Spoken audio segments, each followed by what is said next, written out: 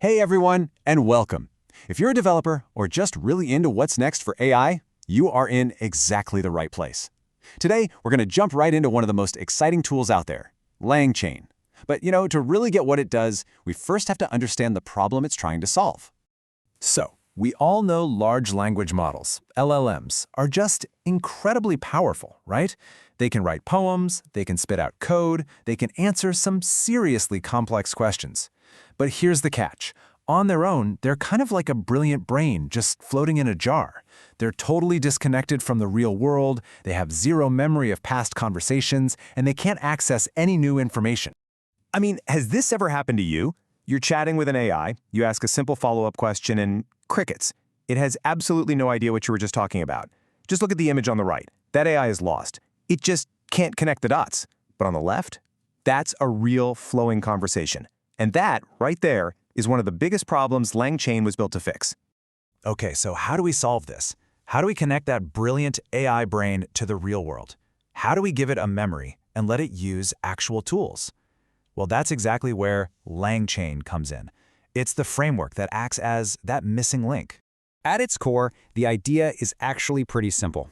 LangChain is a framework that helps developers build powerful applications on top of these large language models. So it's not a language model itself. Think of it more like the plumbing, the wiring, and the toolkit that lets you finally connect that AI brain to, well, everything else. You know, the best way to think about LangChain is like a toolbox, or maybe a big set of Lego bricks.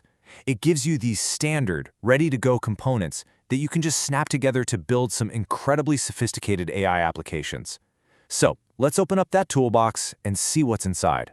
And here they are, the 6 core building blocks of LangChain. You've got models, prompts, memory, indexes, chains, and finally, agents and tools. These are like your essential ingredients. Sure, they're useful on their own, but when you start combining them, that's when you can create something truly amazing. So let's break down what each one of these actually does, starting with the foundation. So everything starts with the model. This is the actual AI brain we've been talking about. It's the part that does all the thinking and generating. What's great is that LangChain isn't locked into just one. It's super flexible, so you can plug in whatever model is right for the job. Now, what's really cool about this is how it shows the different kinds of models LangChain can handle. You've got your standard LLMs, which are basically just text in, text out. Then you have chat models, which are built for that back-and-forth conversation you see here. And then you have embedding models, which do something wild. They turn your text into a string of numbers, which is perfect for doing things like search and comparison. Okay, so you have your model. Now what? How do you actually tell it what you want it to do? Well, that's where prompts come in. A prompt is basically just the set of instructions you give to the LLM. And let me tell you, getting this right is both an art and a science. And you can really see the power of a good prompt right here. Instead of just vaguely saying write an email, you can build a template. You can tell it exactly how long it should be, what the subject is, who it's for, and what the final goal is. This gives developers incredibly precise control over what the AI creates. All right, let's go back and fix that big problem we talked about at the beginning. By default, LLMs are totally stateless. They forget everything the second you're done talking to them.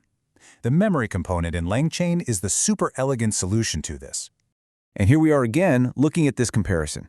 But now we see how it's fixed. With that memory component plugged in, the app can store and recall what was said earlier in the conversation. So when you ask what's its population, the AI actually remembers you were just talking about Abu Dhabi. This is so crucial. Memory turns a bunch of separate questions into one single coherent conversation. Think about it. An LLM only knows what it was trained on. That knowledge can be years out of date, or it might not know anything about your company's specific private documents. Indexes are the component that lets you connect the LLM to your own data. I absolutely love this example because it makes it so clear. If you ask a normal LLM if elves exist, it'll probably say no based on its knowledge of our world.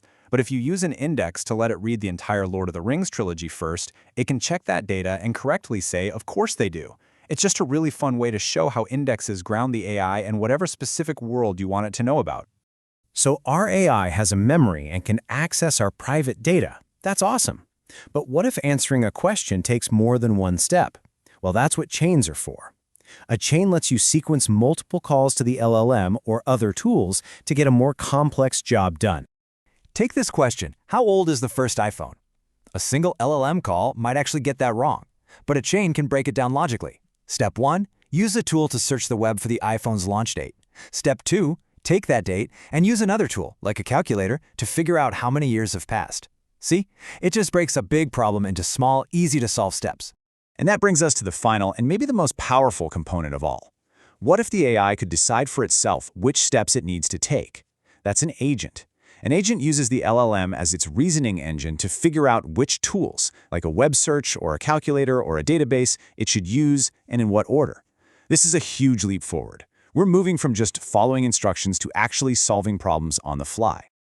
Okay, so we've seen all the individual Lego bricks, right? Models, prompts, memory, indexes, chains, and agents. Now, let's see how they all snap together to create something that's truly intelligent. Let's go back to our question, how old is the first iPhone? We saw how a simple chain could handle it, but let's look at how a full-blown chatbot agent would tackle the whole thing. Okay, let's follow the numbers here. 1, the user asks the question. 2, the agent gets the question and decides, okay, I need to figure this out. It kicks off a chain.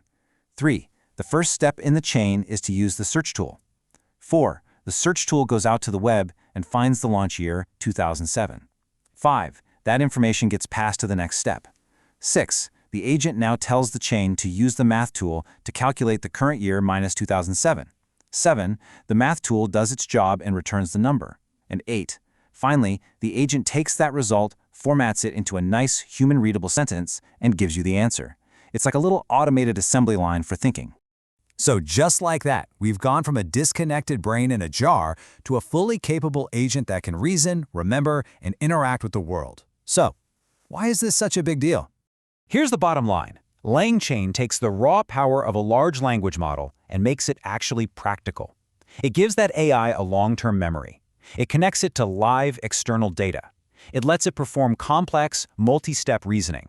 It allows it to take real actions using real tools, and all of that comes together to let us create applications that are truly context-aware. And that really is the most exciting part of all of this. By giving us these powerful modular building blocks, LangChain just opens up a whole universe of possibilities for developers. The tools are here. The AI brain is officially connected to the world. So the only question left is, what are you going to build with it?